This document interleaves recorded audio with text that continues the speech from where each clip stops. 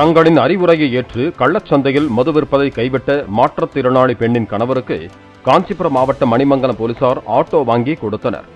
நெசவு தொழிலாளியான கணவர் சுரேஷுக்கு போதுமான வருமானம் கிடைக்காததால் மனைவி ஸ்டெல்லா மேரி மது விற்று வந்ததாக கூறப்படுகிறது. அவர் மீது 6 முறை வழக்கு பதிவு செய்த நிலையில் காவல் ஆய்வாளர் அசோகன் எடுத்த முயற்சியால் கடந்த 8 மாதங்களாக ஸ்டெல்லா மேரி மது விற்பனை செய்யவில்லை என கூறப்படுகிறது. இதையடுத்து ஆய்வாளர் அசோகன் 50,000 ரூபாய் முன்பணமாக செலுத்தி சுரேஷுக்கு ஆட்டோ வாங்கி கொடுத்தார்.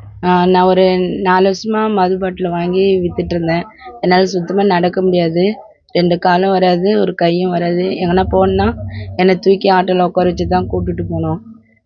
இந்த நிலமையில ஒரு நாள் பத்திரிக்கையாளர் ஒருத்தர் வந்தார் வீட்டுக்கு. வந்துட்டு அவங்க இதெல்லாம் நீங்கள் பண்ணுறது தப்பு அப்படின்னு சொல்லிட்டு ஃபோட்டோ வீடியோலாம் எடுத்தாங்க. எடுத்துட்டு அவங்க போயிட்டாங்க. இப்போ ஜனவரிக்கு கொஞ்சம் முன்னாடியே அவங்க வந்துட்டு போனாங்க, பொங்கலுக்கெல்லாம் முன்னாடியே. அதுக்கப்புறம் திடீர்னு சரி, அதுக்கப்புறம் ஸ்டாப் பண்ணிட்டேன். சரி, இது விற்கக்கூடாது, இவங்க பத்திரிக்கையாளர்லாம் வந்திருக்காங்களே அப்படின்னு சொல்லிட்டு அதை நான் ஸ்டாப் பண்ணிவிட்டு அப்படியே விட்டுட்டேன். நடுவில் போலீஸ்காரங்களாம் வருவாங்க, அட்வைஸ் பண்ணிட்டு போவாங்க.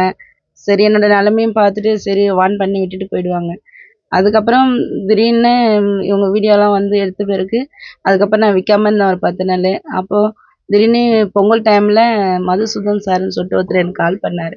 அவர் கால் பண்ணிவிட்டு நீங்கள் இந்த மாதிரிலாம் பண்ணுறீங்களா, அவங்க பேர் மேரி தானே அப்படின்னு சொல்லி என்னை கேட்டார். ஆமாம் சார் அப்படின்னு சொன்னேன். என்னோடய சூழ்நிலை இப்படி இருக்குது சார், எனக்கு எந்த ஒரு வருமானமும் இல்லை, அதனால் நான் இதை பண்ணுறேன் சார் அப்படின்னு சொல்லிட்டு சொன்னேன். அப்போ அவர் மதுசூதன் சார் திட்டினார், இந்த மாதிரிலாம் பண்ணக்கூடாதுமா, ரொம்ப தப்பு. நான் உங்களை நேரில் பார்க்குறேன். உங்களோட தேவை என்ன தேவையோ அதை நீங்கள் எனக்கு கேளுங்க, நான் உங்களுக்கு முடிஞ்ச அளவுக்கு நான் ஹெல்ப் பண்ணுறேன் அப்படின்னு சொல்லிட்டு சார் சொல்லியிருந்தார்.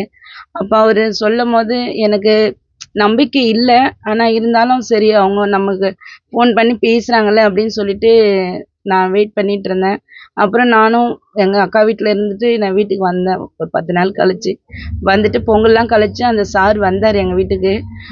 நேரில் என்னை பார்த்தாரு. என்னோடய சூழ்நிலைகள்லாம் பார்த்துட்டு என்னோடய வீட்டுக்கு தேவையான மளிகை சாமான் அதெல்லாம் வாங்கிட்டு கொடுத்துட்டு கையில் காசு கொடுத்துட்டு போனாங்க.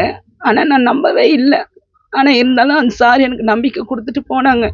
போயிட்டு அதுக்கப்புறம் மறுபடியும் அவர் கால் பண்ணி பேசினார்.